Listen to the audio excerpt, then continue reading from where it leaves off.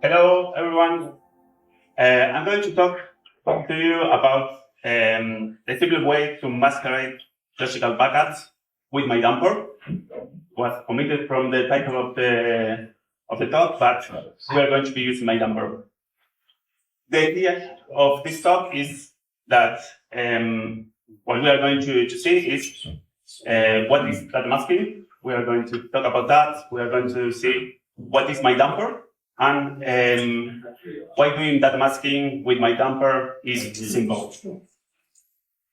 First of all, I'm going to say who I am. I'm David Ducos. I'm from Argentina. I studied computer science in the University of La Plata. I have been working as MySQL DBA since 2008, and I started at Percona 10 years ago. And I became the maintainer of my dumper since 2020, when Max Boveni, which was the former maintainer of my dumper, just asked me if I want to take the ownership. If you are wondering why I take the ownership of my dumper, was really simple. There are three things that I love about my dumper. Which one is that it is ready to MySQL, and as MySQL DBA is something that I could learn about it. The other thing is that it is multi-threaded programming, which is something complex, and I like to solve those kind of problems. And the other thing is that it's written on C, which is a language that I like. So let's see the agenda. We're going to start with an intro about what is my dumper and why we need to perform data masking. Then we are going to talk about masquerade backups. What do we mean when we are performing that masking? We're going to see also how we can configure my dumper to masquerade backups. And finally, we are not going to deep dive on the code of my dumper, but we are going to see how simple it is to add new functionalities if some use case is not already on what we want to do with my dumper. Okay, so here we are answering two questions. The first one is, what is my dumper, and why do we need to masquerade backups? So earliest 2009, Thomas Quintusa started this project. He released the version 0.1.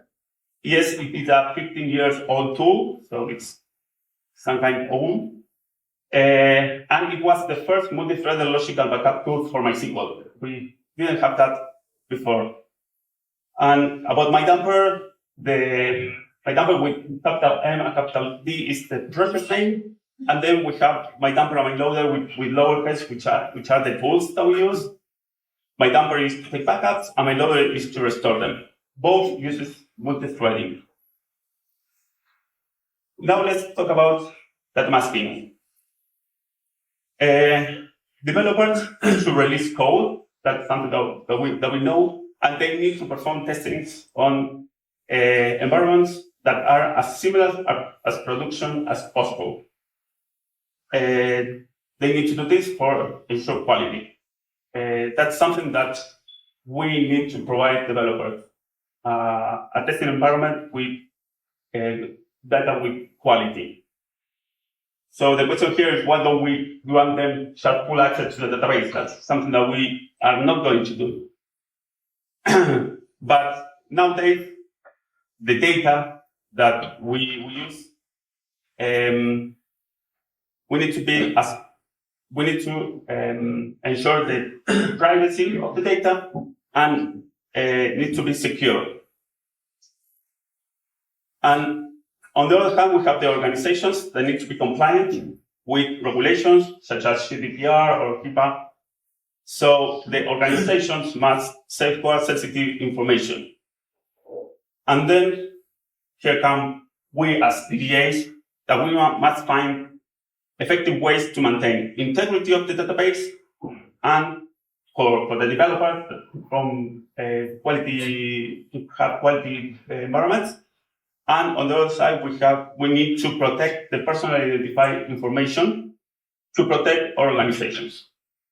So we must perform data masking over all data before granting access to developers or to third parties. So we already defined the needs for the developers and the organization. Okay. So the question here is, what do we need to do in order to masquerade our backups? The first step, if we think what we need to do, is quite simple. We need to transform data. We need to modify, update, change from A to B. That's something that we must do in order to have the relationship of what we have at the beginning and after we masquerade the data. So the first thing that we need to do on our databases is to identify the schema and the tables that we are going to be modifying, and we need to determine which are the columns that we are going to be obfuscating. Let's check in an example. There we have a known table, which is Tequila customer. We have the first name, last name, and email, which are personal identifier information. And we need to change, for instance, the first name from Mary to Patricia, the last name from Smith to Johnson, and the email, of course, something that we need to change. So we already say that we need to identify the schema, the table, and the column. But there is one thing that we are missing, is how we are going from, for instance, Mary to Patricia, or for the first name, or to Smith to Johnson on the last name. So the answer here is the transformation function. We need a function that transforms that data. So now we have the 4 things that we need. We need the schema, the table, the column, and the function that we are going to be applying. And the question here is how MyDumper can help us to do that. MyDumper is a logical backup. That's something that we know. Actually, it's going to read the data, it's going to format it with an insert statement, and it's going to save it on this.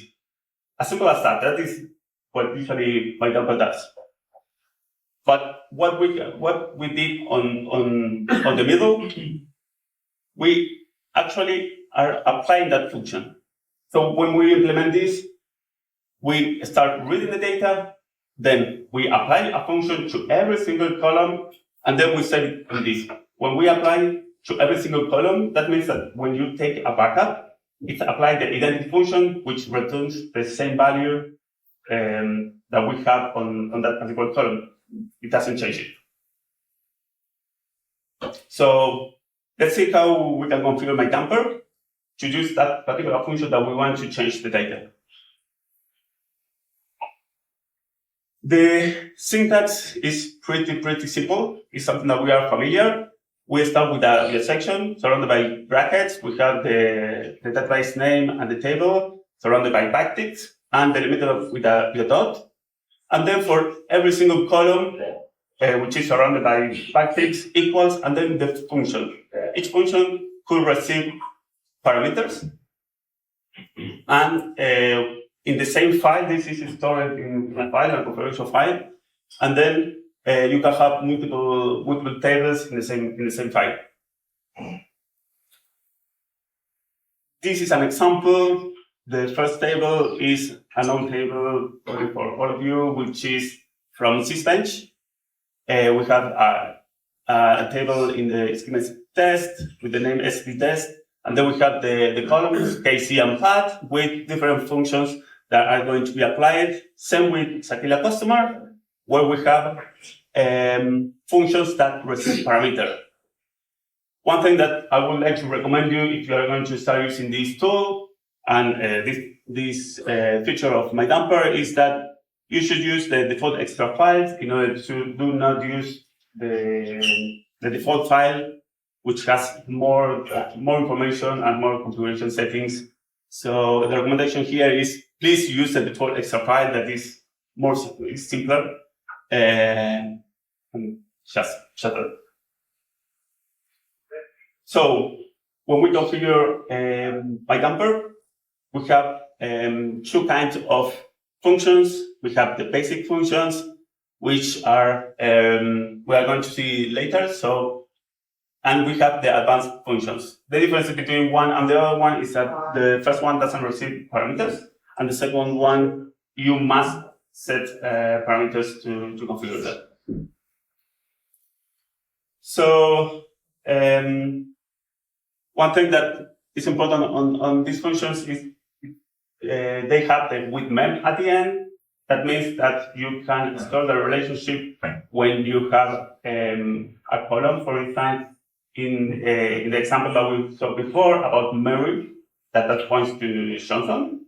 Every time that you find a column with Mary, a value in the column that you define with Mary is going to point to Johnson. It's not going to be a different name, okay? So we can keep with that relationship on MyDumper. And this is an example with all the basic functions. As you can see, we have the same example that we saw before with SPTest1, with random int, random string, and random UID.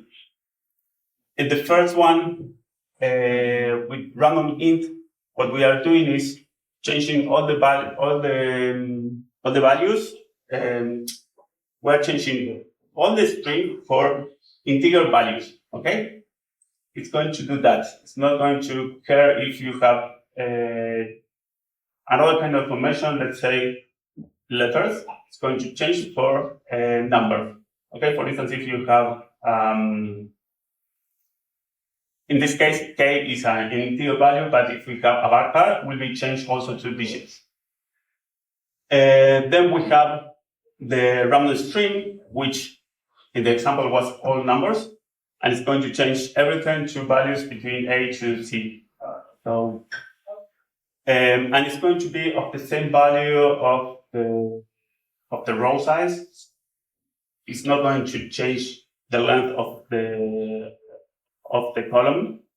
And finally, we have path, which is UID. So we're going to be going from 0 to F. And what we are going to be keeping there is the dash, which on the random string is deleted. Then we have the advanced functions. Remember that this one receives parameters. We have constants, which actually cannot be considered that we are doing data masking. We are not modifying the data, so we are replacing with what we have in the configuration. For instance, in Sakila customer, in the email, we are changing for that function there, the contact for this name, and so on. So everything that you want to put there is going to be written on the file, the insert file, on this. So we are replacing, for instance, Maria Smith at sakilacustomer.org for the whole string. Sorry, one thing that important on this one is on MyDumper, the impact of using this function is 0, okay? Because we are going to be writing this string, but on my loader, when you try to import it, this function is going to be executed, so there will be a performance penalty on my loader side. Then, can I ask you a question? Yeah, sure. On the basic one, you are changing for example, integers. It was the primary key. Is there something like if it's unique when you reload, or does it work? The idea of using data masking is that you should not change primary keys. The idea is to change personal identifying information or to do some other things, but the idea is do not change the primary. If you have another key which is unique, then you may have collision. If you try to do that, yeah, you should. Okay. You might have. The good thing is that at the end we are going to see that it will be possible that you write your own functions to avoid those kind of issues. So that's it's at the end. Okay. And then we have this other function, which is apply. Apply has two strings, and we are writing the data in between of those two strings. Okay. One thing to take into account that in this case we see the information here, which was on the original row, which means that the data that we want to mask is going to be written. So this is another example of, yeah, sorry. Sorry, just a question, and apologies to jumping back a bit, but you say that the penalty is when doing the restore, right? Yes. Okay, so the backup is not masked, but it's masking takes place in the register. Sorry? The backup is not Yeah. masked, but when you restore, it will be applied. No. When you save it on disk, Yeah. you are already data masking. But in this case, in this particular case, the impact is when you restore it, because this is actually not modifying the data, you are replacing just the data. Okay, so some things are applied during backup and some. This function is applied on the restore. Yeah. Okay, but others are applied during. Exactly. For instance, if you do this, you end up with this data on your disk, and when you backup. So when you restore it, actually when you take the backup, you don't know. And this is a good thing about MyDumper. Actually, you are selecting the data from the database, but then when you write it to disk, you are writing a different thing. So the only time that the data that you want to data mask is on memory, it's just a small, be like milliseconds or less, because you are reading and you are flushing. So the real data is on memory nothing. And on this you store the modified data. So on apply, you see that the information is here, so actually we are not that masking the data. Then we have the random format. This is one of the most complex. We have three tags. We have file, string, and number. The file is going to be reading that file from disk, and it's going to be selecting any line on that particular disk, and it's going to be writing that on and replacing that on the formatted string that we have as parameter. As you can see there, we have some strings surrounded by single quotes that is going to be written on these two, on the column 2, so we can do things like that, which that's an example to show the points at google.com. This is a random email that I created as an example. Then we have on path that we have the tag string, which is going to be just writing characters, and the length is going to be 9. What we have, the number there is the length, and it's going to have the dash, which are in the format. And the same happens with the numbers. We define the length of the numbers that we want, and for instance, for building a phone number is quite simple.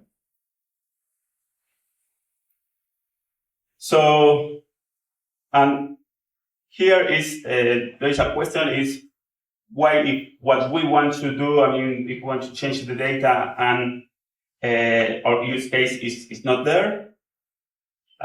So here is something that you can do. I mean, that example that you say, the uniqueness of the keys can be done with adding functionality to MyDumper. And adding new functions to MyDumper is quite simple. There are two things that we need to take into account. Actually, not two things, two functions that we need to create. The first one is going to be the function that is going to be executed every time that a column is read. And the other one is the function that needs to parse data. If your function needs to receive parameters, you need to parse those parameters. And you need a function to do that.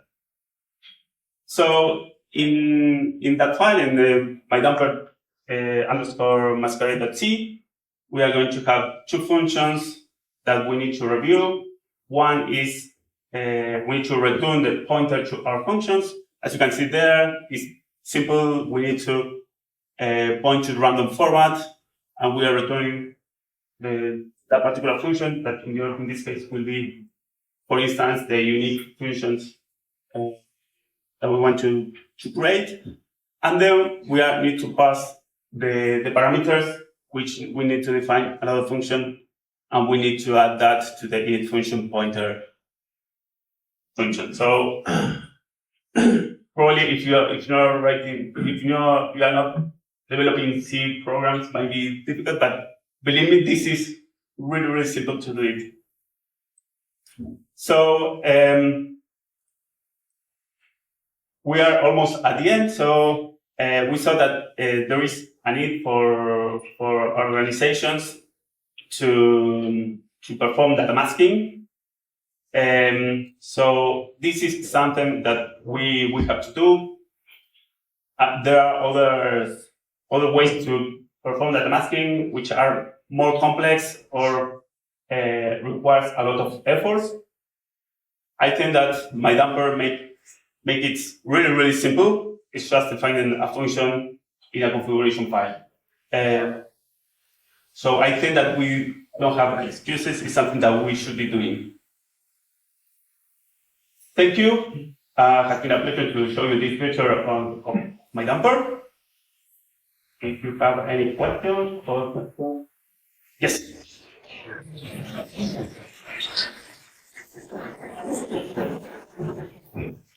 Thank you. So let's say I'm masquerading an email, right? Yes. That's a primary, that's a foreign key in some other table. Yes. So is there a way to say that in the other table it's the same? I need to use the same mapping? No. Sorry. Well, actually, sorry, one second. You could write a function that establishes the relationship, but they're really complex. I do not recommend it. And the other thing is that having an email as foreign key is not a good idea. Is there any future roadmap for creating JSON platforms? To support JSON format? Yeah. Format? That's something that would generate, a JSON blob with the big format. No. And again, will be a nice future if you want to write that functionality and maybe this should help you. Yes. So the functions are like an encryption key of your data. Which is the recommended way by keeping that function so you don't forget. Imagine 1 year later, which function you apply to which logical backup to unmask that data. The idea is that you are not going to unmask your data. But if you need to log that backup, No. But what you are talking about is if you want to encrypt your backup, and that is a different thing. If you want to encrypt your backup, yeah, you can do it with MyDumper. There are multiple ways of doing it, but this is not the way. I mean, this is for data masking. Okay. Wait. Yes, yeah, following up on my previous question, I mean, it's kind of like a feature request. If you did all the masking during restore, that you could have a simple backup that you can use to restore your production environment, because it's not masked, right? If you took a non-masked backup and only masked during restore, optionally, you could restore 4 your devs from the same backup that you use in prod, but No. neither mask. No, what you are talking about if my loader will be the data masking. Yes. Okay. That's not something that I will implement. Okay. That is some discussion that I have with Max Rodriguez at the beginning. He said the same thing. Okay, why don't if I implement when I'm restoring and I have my backup and just mask based on that.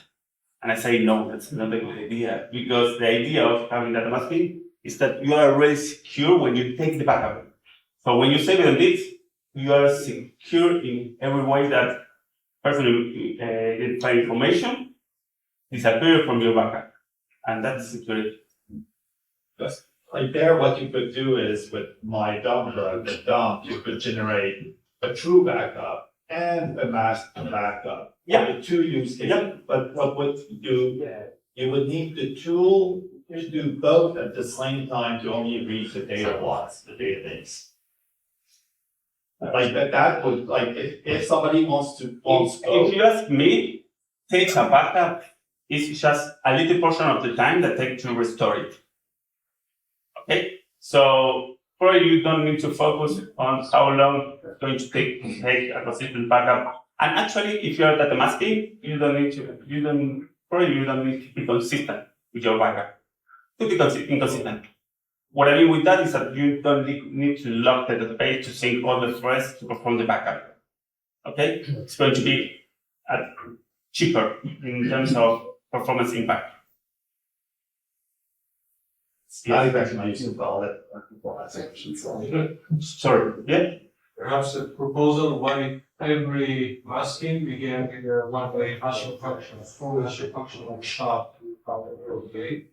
And based on that, you then generate later the masking phone number, the email, that way you get consistency. So you get reproducible masking on the same. I didn't understand if what you are talking about is to create a new functionality or. Yeah, I would say that instead of generating random, you use consistent hashing. The hashing is Yes. bidirectional, it's safety bound, right? Okay. Then you can have like quarantine, or you have the same input give you the same output. That's sometimes similar of what I implemented with MEM. Okay, so it's just a functionality that you can add. So yeah, it's possible. The web functionality works within a table or across the table system. With MEM, it's going to keep that data on memory.